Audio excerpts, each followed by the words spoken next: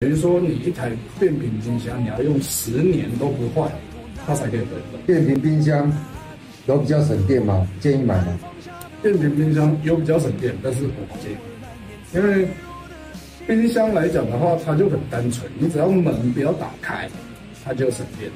你如果说家里有小孩，平常会去乱开关门的话，那它的耗电量一定是很高的。变频冰箱省电的部分，它一年省下来的电大概是300-500块。那冰箱的寿命大概是10年左右。